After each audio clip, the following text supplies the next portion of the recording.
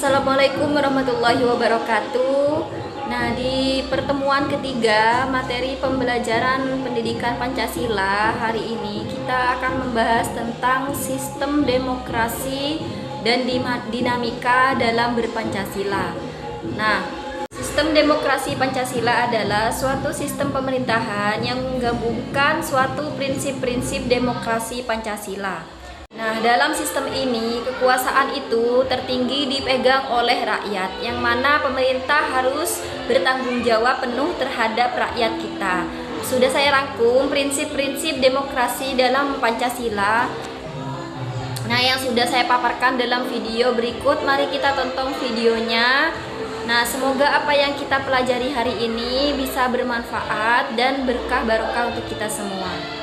Nah, dalam video selanjutnya kita akan membahas tentang prinsip-prinsip demokrasi Pancasila dan dinamika berpancasila yang sudah saya rangkum dalam video berikut yang akan saya tampilkan pada slide PowerPoint. Makna demokrasi.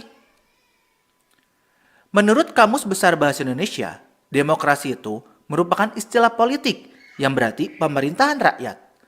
Menurut Abraham Lincoln, demokrasi adalah suatu sistem pemerintahan dari rakyat, oleh rakyat, dan untuk rakyat.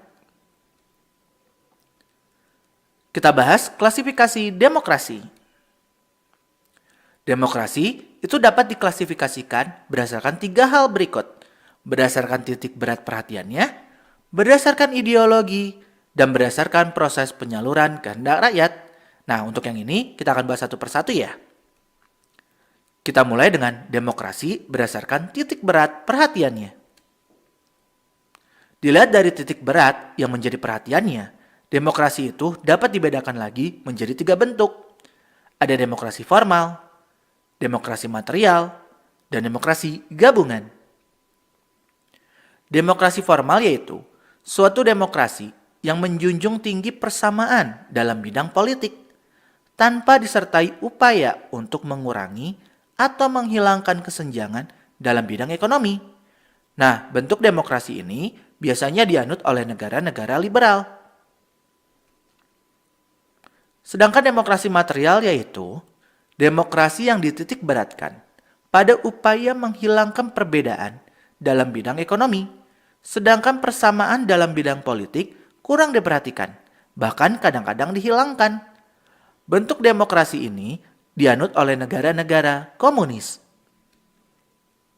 Yang terakhir, demokrasi gabungan, yaitu bentuk demokrasi yang mengambil kebaikan serta membuang keburukan dari bentuk demokrasi formal dan material. Nah, bentuk demokrasi ini dianut oleh negara-negara non-blok. Selanjutnya kita bahas demokrasi berdasarkan ideologi. Berdasarkan ideologi yang menjadi landasannya, demokrasi itu dapat dibedakan menjadi 2 bentuk. Ada demokrasi konstitusional atau demokrasi liberal, dan demokrasi rakyat atau demokrasi proletar. Demokrasi konstitusional atau demokrasi liberal yaitu demokrasi yang didasarkan pada kebebasan individualisme. Sedangkan demokrasi rakyat atau demokrasi proletar yaitu demokrasi yang didasarkan pada paham Marxisme atau komunisme.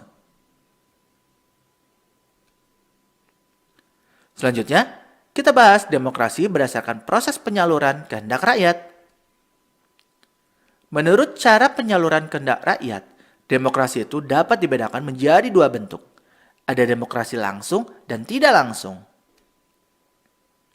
Demokrasi langsung yaitu paham demokrasi yang mengikut sertakan setiap warga negaranya dalam permusyawaratan untuk menentukan kebijaksanaan umum negara atau undang-undang secara langsung.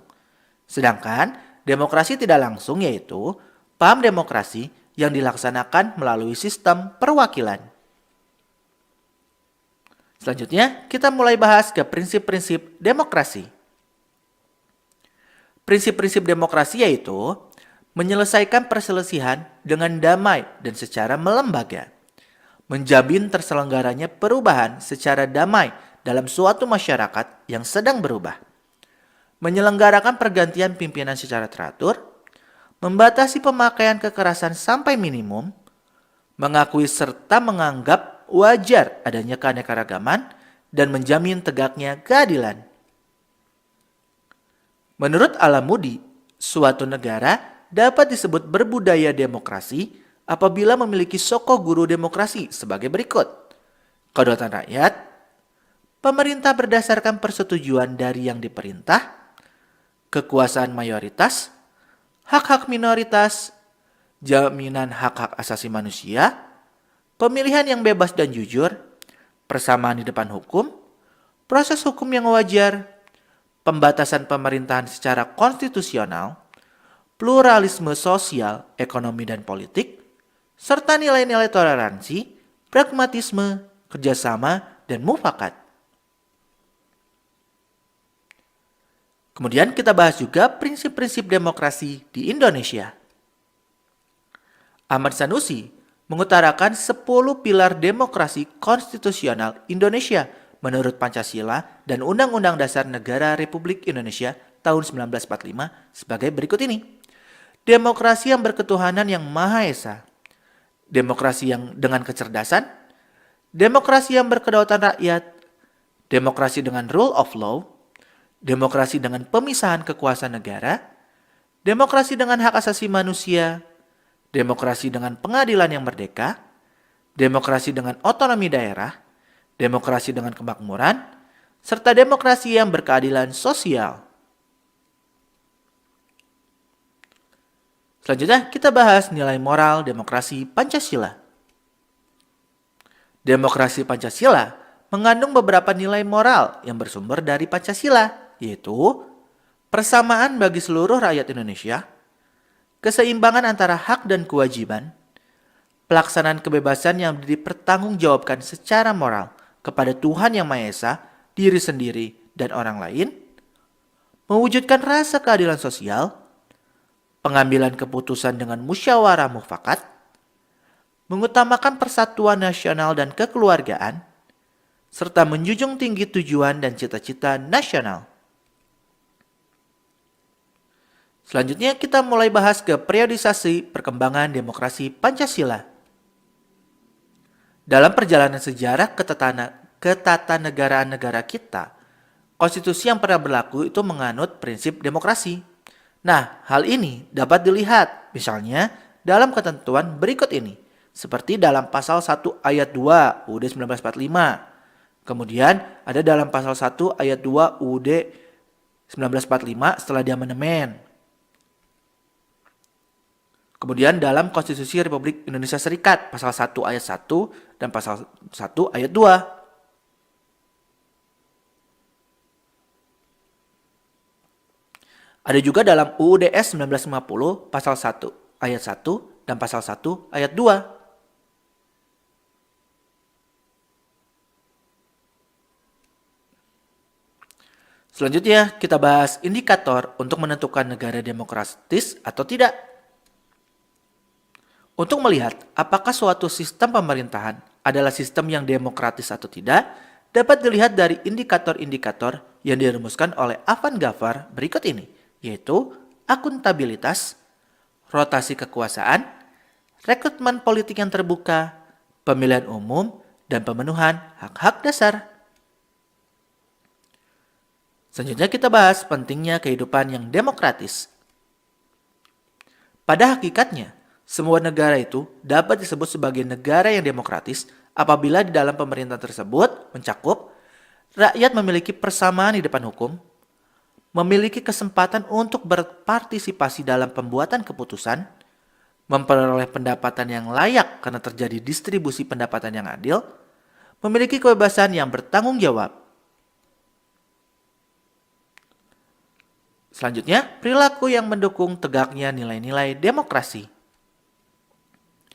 Beberapa prinsip di bawah ini itu dalam kehidupan sehari-hari, yaitu membiasakan diri untuk berbuat sesuai dengan aturan main atau hukum yang berlaku, membiasakan diri untuk bertindak demokratis dalam segala hal, membiasakan diri untuk menyelesaikan persoalan dengan musyawarah, membiasakan diri untuk mengadakan perubahan secara damai, tidak dengan kekerasan, dan lain-lain. Saya simpulkan dari pembelajaran di video yang sudah kita lihat sebelumnya bahwa sistem demokrasi Pancasila adalah suatu sistem yang menggabungkan suatu prinsip-prinsip demokrasi dengan nilai-nilai Pancasila yang memiliki beberapa indikator yang sudah menunjukkan bahwa sistem ini sudah benar-benar diterapkan. Baiklah, cukup sekian materi pendidikan Pancasila hari ini. Semoga berkah barokah bermanfaat untuk kita semua ya anak-anak. Jangan lupa belajar lagi di rumah. Wassalamualaikum warahmatullahi wabarakatuh.